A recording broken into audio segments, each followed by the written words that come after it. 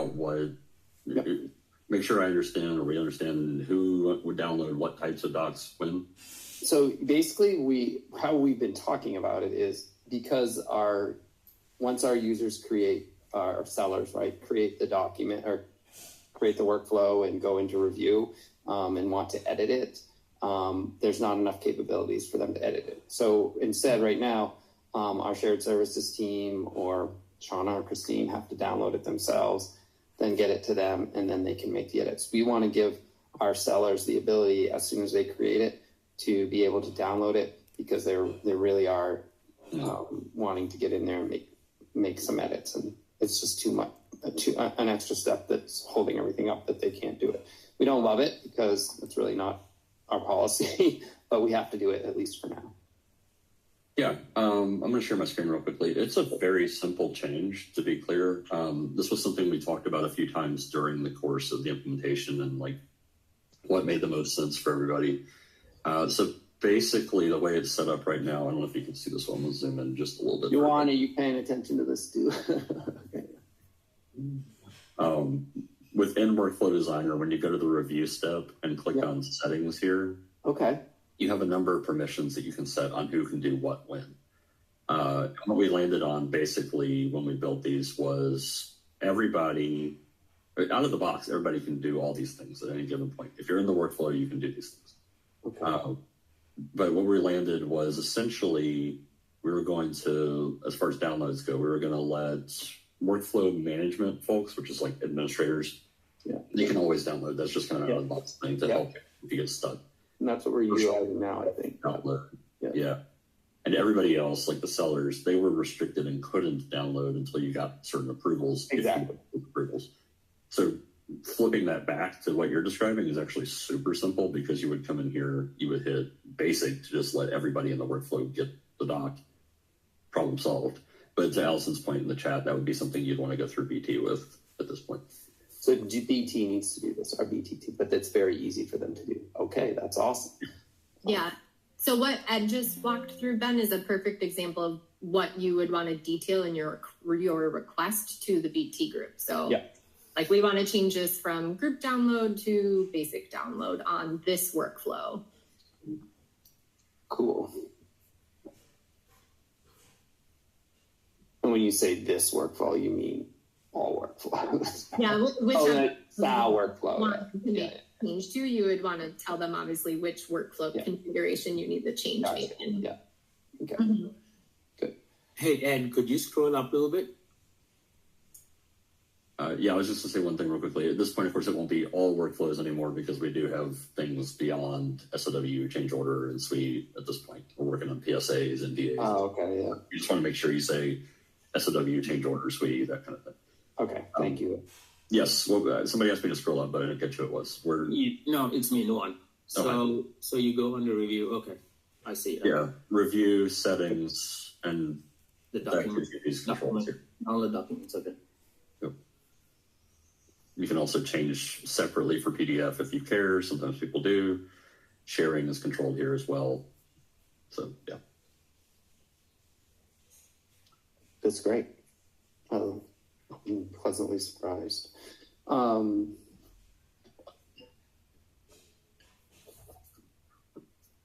Jim. Yeah, I think just some of my other questions I got is more than like on reporting, and so I'll bring up my screen here.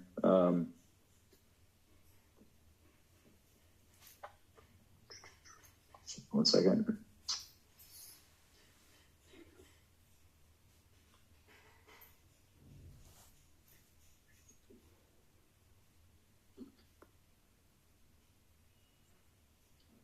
Okay.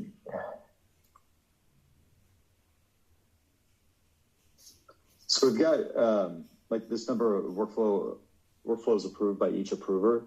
Is there a way to roll this up by the approval groups instead? So instead of looking at Christine, I can look at compliance. I can look at Shauna. I can look at compliance. By Ryan, I can look at commercial legal instead of Ryan. Is there a way to do that? There's not today.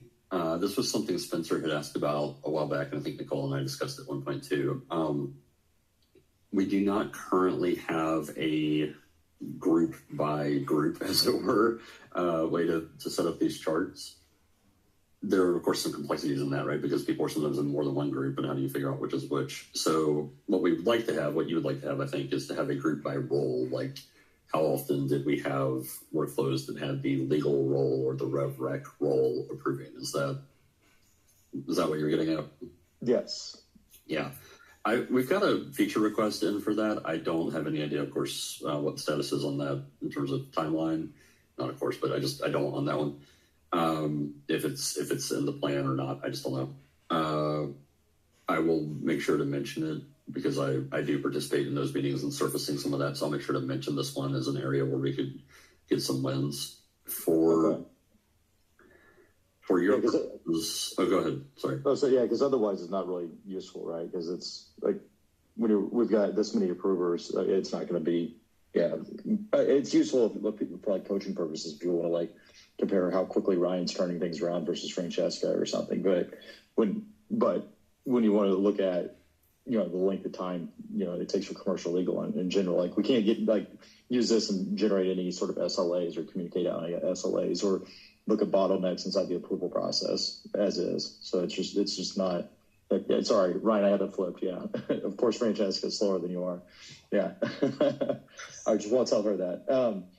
But yeah, can we extract this data then to be able to massage some of this on our own?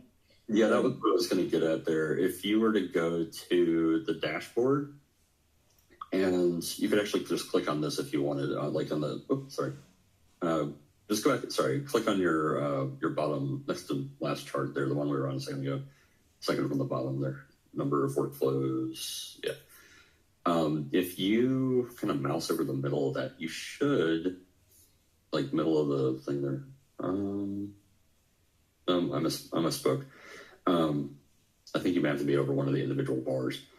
Never mind. Just click on the dashboard all the way at the top of the screen. So top left of the corner of your window there. Yep. If you were to filter to whatever workflows you were interested in here and click that export button on the right, you can get an Excel file that has all your approval data in it. And that's something that you could use in Tableau or something like that to figure out which approvers were triggered, et cetera. Okay. I think that helps. But yeah, having a real way of doing this and looking at that would be extremely helpful. So as you're part of those product meetings, if you can mention that, especially, I'm sure I'm wrong, but it seems like one of those things that should be a lower effort than a lot of things, but give a whole lot of insight. So, because really one of the key things about this, I know not just for, especially for SOWs, but for everybody, be coming up on your other projects, is that it's really critical to be able to look at that sort of level of information for commercial legal, to see how long it's taken, MSAs are taking them to approve. Like those sorts of level of information is going to be extremely, extremely beneficial. Yeah, understood. I can tell you, just kind of back of the envelope, having done some of this kind of development work, reporting actually is surprisingly one of the more difficult pieces a lot of times because you have so many visual elements and so many back end pieces and error checks to do and all this. So I don't know that it's coming anytime soon, but I will definitely be sure to surface this one when those conversations come up. Okay. Okay. Yeah, that's unfortunate. And looking at this screen, then the median time to review by workflow, this 8.5 roughly. So it's the number of approvals. Yeah, you're looking at the number. I think it must have gotten changed after you created it, and the name is not matching there. Yeah. Okay. So settings, you could play around with that. Okay, so let's try that real quick. So the mean is mean time or median time? Yeah, if you type days, for example, or there you go, average approval time days, that should do it. Okay. And so does this take into account or 16 hours actually, so that's not too bad.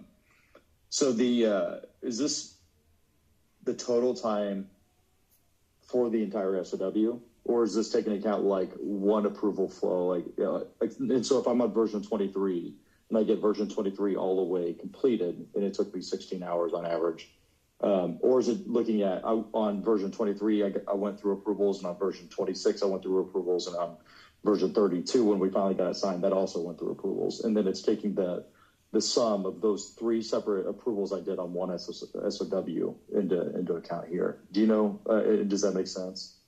Yeah, it's basically what you said. It's all the above, but I wouldn't even really think of it that way. It's more like, how long was it in the review step, basically? So from the time that you finish collecting data, which in your case is just one form, so somebody hits submit, we do a little processing, we start the review step. Somebody gets notified it's your turn, right? From that moment all the way until you get your last approval and bump all the way into the sign step, that's your metric here. So it's however long it took. Doesn't matter if it was Ryan did 16 hours and somebody else did 4 seconds. It's the total. In the total of iterations as well, right? And so if we had to go through 4 different rounds of approvals on this one deal, yeah, the total amount of time it took for all of that back and forth. Yeah. Got it. Nice. Okay. Yeah, that's good. That's helpful. Okay. Is there a way that we could set up our approval groups different to be able to get that approval data? I doubt it. It sounds like, but not really. We just don't surface the right drop downs and options you need in Insights to do that kind of filtering today. You could, in theory, use additional fields to track that and make it a little bit easier to dump into a Tableau or something, so you'd have the data exposed a little differently. But I don't think that that's going to be, the juice isn't worth the squeeze probably here. You have the data. It's just, yeah, I would say just what we talked about with the export right there, that's the way to go for right now. And once we have a feature, it'll of course be a lot simpler to just do it in an app. Does that make sense? Yeah, it does. So I can't look at compliance check and how long compliance check takes. I can't look at legal and how long legal takes. Not as a group or as a role right now. No, it is limited to those individual users to see how long Shauna took versus Ryan versus Holly versus whatever. Yeah. Okay. Yeah, Ryan, I know that since you're still on PSAs, I would assume this would be a critical thing for them as well, but it may be something to review with them, that if there's a way that we can help influence during our steer codes the level of impact and importance this would have for Salesforce with Ironclad, to maybe help get that prioritized on the roadmap. I would appreciate it. Yeah, I'll just comment on that. Holdy is your CSM. I think most of you have met her. She's working on getting a regular occurrence of meetings set up, some of which will be related to our product roadmap and your product feedback review. And what I recommended to her was to make sure to pull in stakeholders from each of the business teams as well as from BT, so that everyone can have a voice in how these are prioritized relative to each other across all of the program needs and the individual business team needs. So I'll mention to her, Jim and Ryan, that you both would be good point of contacts from a perspective on the CSG workflows. Great, thank you.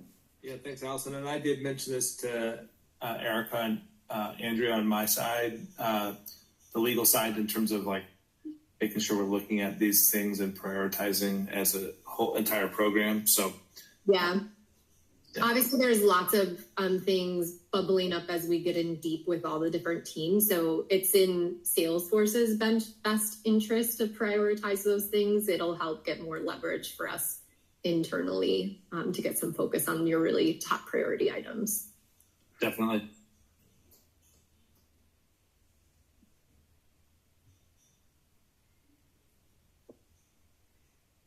Okay. But that helps me, because that's really what we're getting into now, is the KPIs and trying to prove out the value here, and all of what we've accomplished and what we can prove out over having gone through our first 45 days and our first end of quarter. So tons of benefits, but it's trying to tell that story is really what we're focused on at the moment, and so that's certainly top of mind. And it's also something we're hearing from leaders too. They're saying the perception is that approvals in Ironclad take really long. And the reason being is because it's all in one spot now, and they're and it looks like it's taking longer as opposed to like the 15 or 5 or 6 different DSRs they were managing before, which in all reality took longer, but maybe, individually didn't. And so like being able to tell that story to say, look, it's actually going faster, but then also in the future, as leaders will continue to say this, like approvals are taking too long, Well, like being able to actually look at this and analyze where bottlenecks actually are is something we're going to have to do. But yeah, but as we dig into more of these KPIs, I may have a few more questions that come up, but I can just ping you and see if there's anything like to help us. If not, then we'll let you know if it's something we want to get add to the product roadmap as well. Those are actually perfect conversations to have with Colby. She can help support you through some of that reporting and insights work as you're taking a look. So Jim, I know she'll be reaching out to you as well to get a regular cadence set up. Great, thank you. Yeah, and Jim, real quick on that too, I'll ping you separately after this, but we have someone on the PSA side of the house that's from commercial or from legal, who's a Tableau like wizard. So it may be something I can connect you with her, and she may be able to show you kind of what we're thinking about in terms of reporting on the PSA side that we could leverage for SOWs. Yeah. And not to put you on the spot, Nicole, but I know you were doing some initial digging into SOW workflows utilization a couple of weeks ago. Was there anything that you dug up that you might be able to share with Jim, if you haven't? Yeah, we consolidated our findings over like the last working session I had with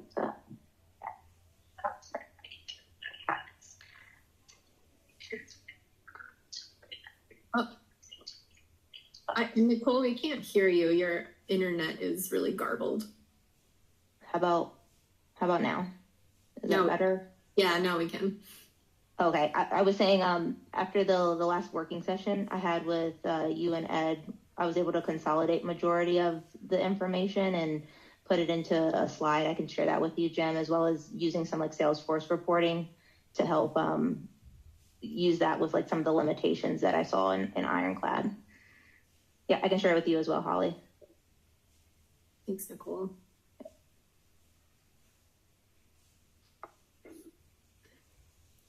Any other questions you all have that we can use the last 15 minutes to get into?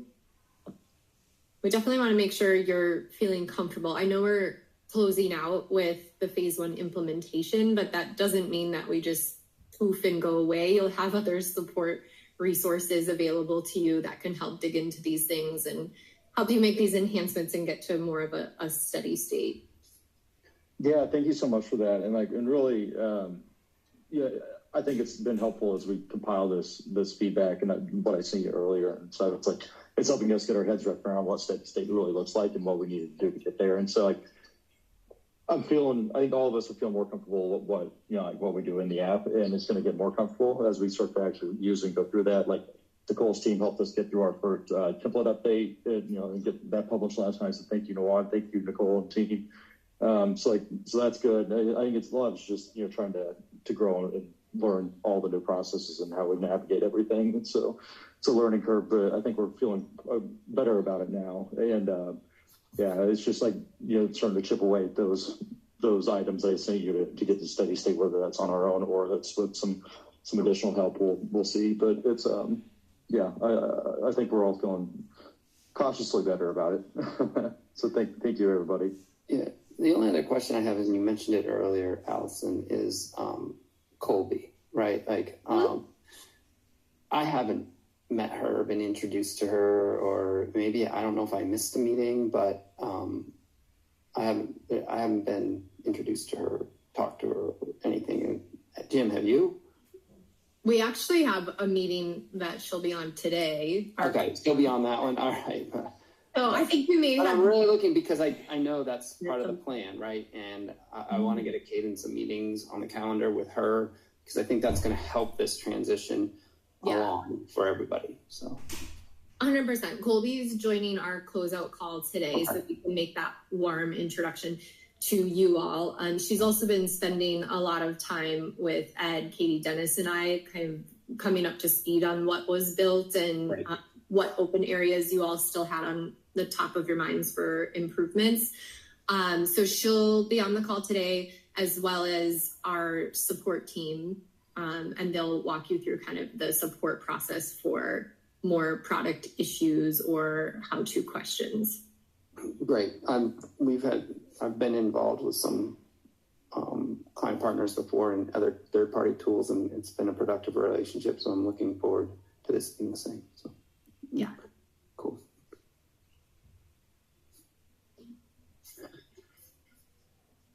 Anything else, guys? Yeah. Anything else we can talk through?